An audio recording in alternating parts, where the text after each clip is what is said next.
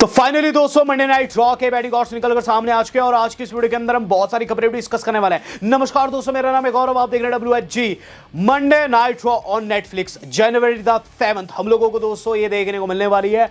और गाइस आपको बताना चाहूंगा इस बार की मंडे नाइट रॉ बताया जा रहा है हिस्ट्री की बिगेस्ट मंडे नाइट रॉ रहेगी, जिसके बैटिंग ऑर्डर्स दोस्तों यहां आ चुके हैं निकलकर सामने। तो गाइस सबसे पहले बात कर ली जाए इस पर्टिकुलर मंडे नाइट रॉ की, तो हल्का सा दोस्तों आपको ब्रीफ में बता देता हूं क्यों ये इंपॉर्टेंट है, क्यों इसकी इतनी हाइप है। Monday night raw on Netflix, जैसे कि नाम सजेस्ट कर रहा है नेटफ्लिक्स, यानी कि नेटवर्क चेंज हो रहा है। यूएस में पहले यूएसए नेटवर्क पर मंडे नाइट रॉ आती थी, लेकिन अब नेटफ्लिक्स पर आएगी। भारत में हम सोनी नेटवर्क पर ही इसे देखेंगे।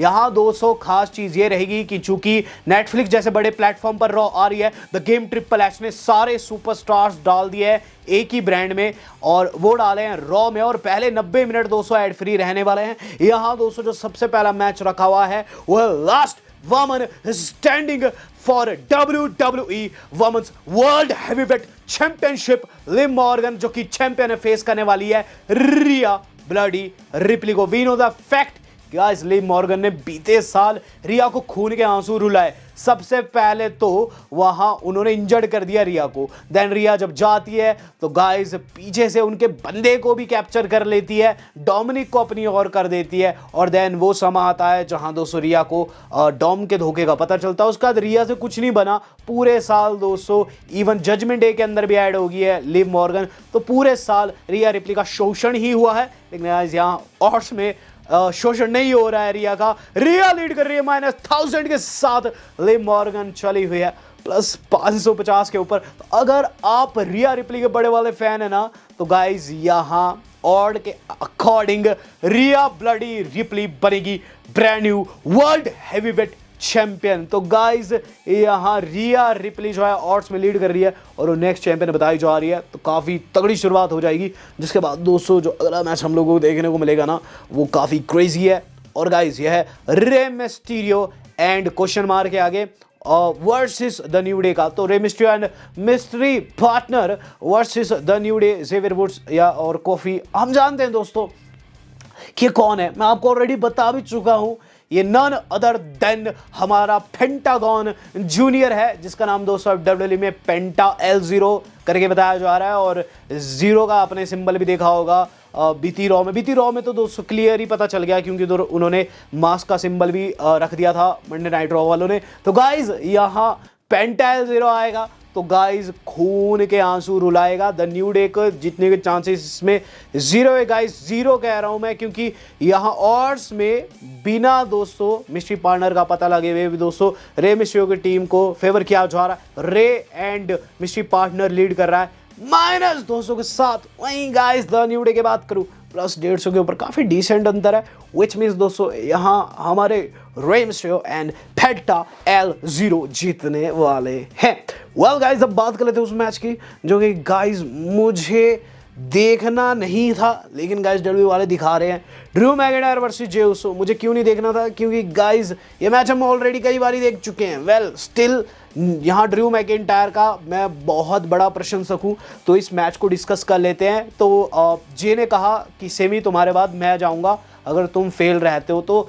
सेमी फेल हो गए और ड्रू को नहीं हरा पाए, तो यहाँ अब ड्रू के सामने है हमारे जे उसो। और गाइज जे उसो जो कि काफ़ी पॉपुलर है, यहाँ बिल्कुल नहीं जीतने वाले, क्योंकि ऑड्स में दोस्तों ड्रू मैकिंटायर लीड कर रहे हैं -500 के साथ। 500 तो गाइज यहाँ जे उसो चले हुए हैं +300 के ऊपर। तो गाइज आप समझ लीजिए यहाँ ड्रू मैकिंटायर के जीतने के चांसेस 100% है और जे के बहुत कम है, माइनस में ज़्यादा गिना जाता है। मैं कई बार ही बता चुका हूँ। बात करूँगा दोस्तों अपने सामा main event of the evening की। तो guys Sama main event of the evening जो कि मेरे हिसाब से मेन इवेंट में रखा जाना चाहिए था, ये मेरा पर्सनल ओपिनियन है, वो है हमारा CM पंक का, जो कि फेस करने वाले सेथ फ्रिकिंग रॉलिंस को। इसे मेन इवेंट में भी रख सकते हैं। इसे सामा main event of the evening का दर्जा इस वक्त दिया जा रहा है, लेकिन हो सकता है दोस्तों कि कुछ चेंज हो। तो गाइज इनकी राइवलरी की बात करूँ, राइवलरी तब शुरू होती है जब CM पंक WWE में वापसी करते हैं। सर्वाइवर सीरीज था और गाइज आपको याद होगा एंड जैसे में CM पंक आते हैं और सेथ रॉलिंस वहाँ स्नैप कर जाते हैं। बहुत से लोगों को ऐसा लगता है, आज भी लगता है, कि वो अनस्क्रिप्टेड था। और जितने इनके प्रोमोज रहे, प्रोमो बैटल रही, वो गाइज बिल्कुल अनस्क्रिप्टेड फील होती है। तो काफ़ी बैड ब्लड है दोनों के बीच में, जहाँ सैथ रॉलिन्स ने वादा किया है कि तुम अपना हाथ लेकर आना जो कि तीर से भरा होगा, मैं अपनी आंखें लेकर आऊँगा दिल में ज्वाला धधक रही होगी एंड मैं तुझे ग्राउंड में धूमिल कर दूंगा अपने स्टॉम्प से। तो सैथ रॉलिन्स एंड पंक दोनों ही एक दूसरे पर काफ़ी पर्सनल शॉट लिए हैं और आप जानते हैं दोस्तों काफ़ी सॉलिड मैच है। और यहाँ दोस्तों ऑड्स बताने बहुत ज़्यादा ज़रूरी है कि कौन जीतेगा इन दोनों बेहेमथ सुपरस्टार्स में। तो गाइज यहाँ जो बंदा लीड कर रहा है इस वक्त ऑड्स में और जो विनर बताया जा रहा है इस बड़ी बाउट का, वह best in the world CM Punk lead कर रहे हैं -175 के साथ। सैथ रॉलिन्स चले हुए हैं +135 के ऊपर। तो गाइज यहाँ जो सीएम पंक है वो गाइज लीड कर रहे हैं। सीएम पंक इस तगड़ी बाउट में विनर बन के निकलेंगे और हो सकता है कि क्या पता मैच के बाद ये हाथ वाथ भी मिला दे आपस में और अपनी राइवलरी को यहीं ख़त्म करे। बात कर ली जाए दोस्तों अब अपने main event of the evening की, तो डिस्पाइट द फैक्ट कि गाइस इसके अंदर इंटरफेरेंस हो सकती है, इसके अंदर दोस्तों कोई भी कहीं से आकर टपक सकता है। गाइस आपको बताना चाहूँगा यहाँ और जो है काफ़ी शॉकिंग निकल कर सामने आए हैं। तो ये होने वाला है the tribal combat match between the OTC Roman Reigns versus the tribal chief, the new tribal chief Solo Sikoa के मध्य। जो जीतेगा वो कहलाएगा the only tribal chief।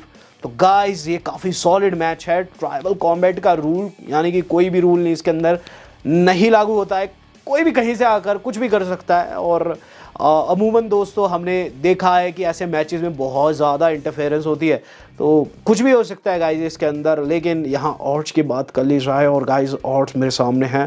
Roman Reigns lead कर रहे हैं -550 के साथ। सोलो सिकोआ चले हैं +325 के ऊपर। तो अगर आपको किसी चीज़ की टेंशन थी कि कहीं रोमन रेंस हार ना जाए, कहीं कुछ ऐसा ना हो जाए जिससे रोमन रेंस को मुंह झुकाना पड़ जाए, तो गाइज यहाँ और जो है काफ़ी हैवी फेवर में है OTC रोमन रेंस के, जो कि -550 के ऊपर है। सोलो सिकोआ चले +325 के ऊपर, विच मीन्स टेंशन लेने वाली कोई भी बात नहीं है, यहाँ अपना रोमन रेंस ही जीतेगा। तो बात कर ली जाए दोस्तों अब आज की अपनी खबरों की। यहाँ आप काफ़ी ज़्यादा खुश हो चुके होंगे, तो खबरों में दोस्तों आपको और भी ज़्यादा खुश कर देता हूँ। बैकी लिंच के ऊपर अपडेट है। यस गाइस बैकी लिंच का होने वाला है रिटर्न। यस गाइस ये आज की ब्रेकिंग न्यूज़ है। बैकी लिंच के बारे में बताया जा रहा है कि Becky Lynch is expected to return to WWE programming shortly, यानी कि बहुत कम टाइम है। यहाँ आगे कह रहे हैं Lynch will likely to factored into high level WrestleMania 41 plans and the company is thrilled to have her back. यानी कि दोस्तों कंपनी बहुत ज़्यादा खुश है बैकी लिंच को वापस पाकर और रेसलमेनिया 41 में उनका काफ़ी बड़ा रोल रहने वाला है। मैं इससे पहले आपको बता चुका हूँ कि रॉयल रंबल के आसपास वो लौट आएगी, लेकिन अब चांसेस लग रहे हैं कि इस नेटफ्लिक्स वाली रॉ में भी आ सकती है। वो हम बात कर लेते हैं दोस्तों इससे अगली बड़ी अपडेट की। इससे अगली न्यूज़ जुड़ी है दोस्तों बैरन कॉर्बिन से। यस गाइस बैरन कॉर्बिन को देखा गया है AEW वर्ल्ड एंड के बैक स्टेज। तो हाल फिलहाल में उनका एक PPV था शायद से जिसका नाम था AEW वर्ल्ड एंड, और टॉम को देखा गया। टॉम दोस्तों असली नाम है बैरन कॉर्बिन का। उन्हें इस पास्ट वीकेंड देखा गया है AEW के बैक स्टेज। तो ये काफ़ी क्रेजी अपडेट है गाइस। बैरन कॉर्बिन को मेरे हिसाब से TNA बजाना चाहिए था, लेकिन AEW भी बुरा नहीं रहेगा उनके जैसे कैरेक्टर के लिए, क्योंकि वो एक्चुअल में काफ़ी टैलेंटेड बंदे हैं और AEW काफ़ी बड़ा स्टेज है। तो फाइटफुल सेलेक्ट की रिपोर्ट है और अभी से ठीक 18 घंटे पहले दोस्तों ऑफिशियली वो बन चुके हैं फ्री एजेंट, यानी कि वो कहीं भी जाकर ज्वाइन कर सकते हैं। तो काफ़ी अच्छी न्यूज़ है अगर आप कॉर्बिन के बड़े वाले फ़ैन हैं। तो यहाँ दोस्तों बात कर ली जाए द रॉक की, तो काफ़ी क्रेजी अपडेट यहाँ मैं आपको बताने वाला हूँ। द रॉक के ऊपर ज़ेरो न्यूज़ ने एक GIF डाला है। ज़ेरो न्यूज़ जब भी GIF डालता है ये कांड हो ही जाता है, और इस बारी जो कांड वो कहीं ना कहीं टीज़ कर रहे हैं वो है कोडी एंड रॉक। तो रॉक का पता नहीं क्या वो ट्राइबल कॉम्बैट में आएंगे या फिर कोडी के साथ फेस ऑफ करेंगे। लेकिन अगर आप देखें तो कोडी को एडवर्टाइज तो किया हुआ है, लेकिन कोडी का कोई मैच कंफर्म नहीं है, ना ही दोस्तों कोडी का कोई मैच वो रखने वाले। कि आप जानते हैं दोस्तों कि कोडी का अगर मैच रखना होता तो पहले ही रख देते, ताकि कोडी के फैंस वहाँ भर कर टिकटें खरीदते और भर का सामान वामान लेकर आते कोडी के नाम के दोस्तों बैनर लेकर आते। तो ये कोडी कन्फर्म नहीं है मैच के लिए, लेकिन कोडी कन्फर्म है। तो यहाँ दोस्तों रॉक एंड कोडी का दोस्तों ज़ेरो न्यूज़ ने टीज़ गिरा दिया है कि गाइज इनका फेस ऑफ हो सकता है। और गाइज कहीं ना कहीं ये काफ़ी मेगा सेगमेंट रहेगा अगर व्यूवरशिप की बात करूँ तो। काफ़ी ज़्यादा व्यूज़ इसके अंदर आएंगे। इससे पहले भी दोस्तों रॉक एंड कोडी के बीच में रह चुका है। हम बात कर लेते हैं दोस्तों मॉक्सली की। तो मॉक्सली की दोस्तों जय जयकार हो रही है। काफ़ी शॉकिंग है मेरे लिए कि मॉक्सली को इतना अच्छा रिएक्शन मिल रहा है अपने इस कर्म के लिए। तो कहते हैं ना कि आप अच्छा कर्म करो बुरा कर्म करो, वो आगे आ ही जाता है किसी न किसी शेप एंड फॉर्म में। तो जॉन मॉक्सली को दोस्तों केरियन क्रॉस ने शाउट आउट दिया और ये चीज़ बताई कि आज अगर मैं डब्ल्यूडब्ल्यूई में हूँ तो सिर्फ और सिर्फ डीन एम्ब्रोस की वजह से। तो केरियन क्रॉस के ऊपर यहाँ दोस्तों एक बड़ा खुलासा, केरियन क्रॉस को डब्ल्यूडब्ल्यूई में जॉन मॉक्सली ने लाया है। Jon Moxley helped Karrion Kross get connected with WWE by giving him Triple H number. तो ट्रिपल एच का फोन नंबर दोस्तों केरियन क्रॉस को किसने दिया था? जॉन मॉक्सली ने दिया था। और फैंस कह रहे हैं जॉन मॉक्सली दिल का बहुत अच्छा है। इवन दो इस वक्त तो हील कैरेक्टर निभा रहे हैं AEW में, लेकिन दिल के बहुत अच्छे हो। मैं चाहता हूँ डब्ल्यूडब्ल्यूई में जल्द लौटे और हमें फिर से ओजी डीन एम्ब्रोस देखने को मिले।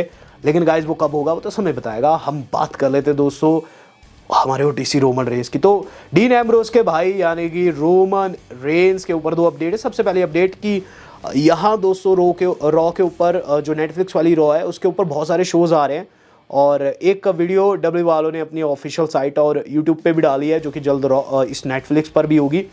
तो इसमें दोस्तों उन्होंने जॉन मॉक्सली को क्रॉप कर दिया था जो कि मुझे थोड़ा सा बुरा लगा है। लेकिन हाँ रोमन रेंस को दोस्तों काफ़ी हैविली फीचर किया जा रहा है। और यहाँ दोस्तों जो अहम अपडेट है वो है रेसलमेनिया से।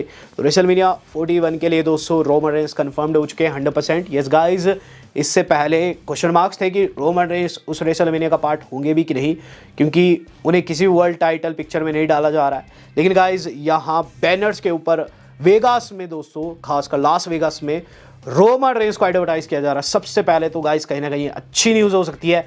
क्या पता दोस्तों रोमन रेंस बिल्कुल एंड मोमेंट पर वर्ल्ड टाइटल पिक्चर में आ जाए, क्योंकि अब जब रोमन रेंस को ही सबसे पहले एडवर्टाइज किया जा रहा है तो क्या पता रोमन रेंस वो पहले व्यक्ति हो जो कि वर्ल्ड टाइटल के लिए दावेदारी ठोके। अब देखते क्या कुछ रहता है। यहाँ रोमन रेंस के फैंस भी कुछ हो चुके होंगे और गाइज रॉक के भी। और ऑब्वियसली दोस्तों वीडियो आपको अगर अच्छी लगी हो तो do like and subscribe. Video आज की इतनी थी, आज तक इतना ही। धन्यवाद। शब्बा खैर।